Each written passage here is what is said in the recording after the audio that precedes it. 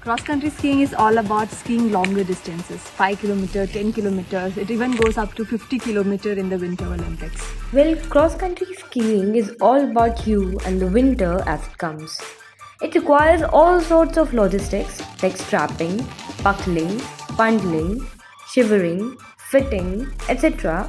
But the effort is worth it because the frozen water unfolds superpowers.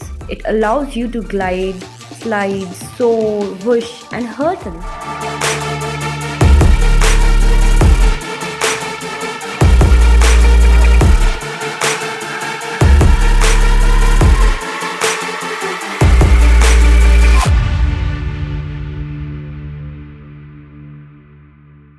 So, why would anyone do it? Why on earth would we ever watch struggling up terrible hills, almost inhumanly, exhausting, a brutally sustained non thrill? Because cross country skiing gives us existential heroes in goggles and tights narrating planet Earth. While India is almost negligible on the map of winter sports, that has been pretty evident with its representation in Winter Olympics, but is it stopping people from trying? Well, that's a big no. I was born and brought up in Kodagu, which is also famously known as Coorg. Meet the first and only South Indian to represent India in skiing, while Himalayas has seen India's skiing talent emerging and thriving. This is a different tale. I was born and brought up in Kodagu, which is also famously known as Coorg. We are a family of 4 people. As my family stayed in a coffee estate, I spent most of my time playing around in coffee estate with my sister. After my 5th grade, I got selected to Jawahar Navodaya Vidyalaya, which is a boarding school where I studied till my +2. Being a Kurgi, sport is something which is part of our family. So I spend most of my summer vacation playing family hockey tournament, cricket and different kinds of sports. So that's how my childhood has been. I do cross-country skiing. So cross-country skiing is all about skiing longer distances, 5 kilometers, 10 kilometers. It even goes up to 50 kilometers in the Winter Olympics. In cross-country skiing, you have to ski all kinds of terrains, up, down, flat terrains, everywhere. Cross-country skiing actually has been started by the Scandinavian countries in almost 5,000 years back as a medium of transport between different places. It was started as a competition back in 18th century. Back in 2020, when I was working as an alpine ski instructor with Jawahar Institute of Mountaineering and Winter Sports, I got an opportunity to represent Karnataka in the National Ski and Snowboard Championship, which was held in Oli. I still remember the principal and the instructors of gym asking me to get ready to take part in the national championship right 15 days before the competitions.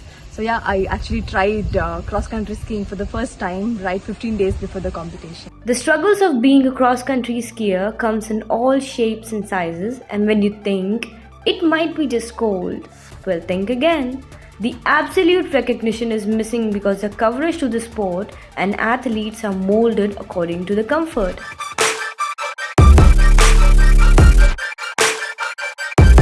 But right when we think that this is it, not really. Obviously, there is a gap between summer sport athlete and winter sports athlete in India. Summer sport is something which you can keep practicing throughout the year. So it's easy for summer athletes to keep their training going. But when it comes to winter sports, in India we have max to max 2.5 to 3 months of winter. So that's the only duration when we can actually practice our sport. And summer sport is very well known in India. So the support which summer athletes get from the government, from different organization and foundation is developing in a good speed. But when it comes to winter sports, it's hardly known among the Indians. So the support we are getting is like very, very less. But as you can see, the sport is developing in a very good speed in India. And you can see we had one of the biggest contingent representing India in the last 2 Olympics. So we also hope that if we get good support in the upcoming years, we'll also have a very good number of people representing India in the upcoming Winter Olympics. Obviously, being a skier from South India, it's quite a tough journey for me, as I have to travel all the way up to the north for my skiing competitions and training. Skiing being one of the most expensive sports, arranging funds has been one of the biggest challenges. As winter sports is hardly well known among the Indians, so it's kind of difficult for us to explain to people what we do. When athlete is supposed to be spending most of their time training, we are spending most of our time trying to arrange funds for our training and competitions. So obviously it's kind of mentally and physically kind of tiring for us, because as an athlete we have to be physically and mentally fit for our competitions. From ski instructor to nationals to become a lady of first, Bhavani has bigger dreams. Bigger than just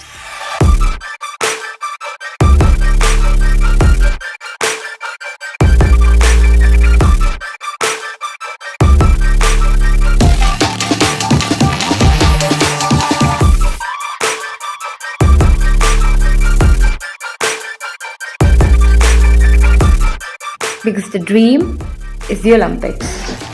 India, 2 athletes representing the second most populated country in the world. In that population, 1,652 languages and dialects spoken. India. Favorite moment till now, there are two. First is when I finished my first race back in 2020. Even though I had come 7th in the race, I was super happy as if I had won a gold medal.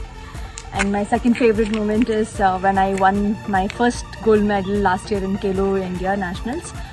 I had never expected it, and when the results got announced and they told me I'd won a gold medal, it was like an amazing moment for me. My main goal right now is to qualify for the Nordic World Championship 2023, which is going to be held in Slovenia next Feb.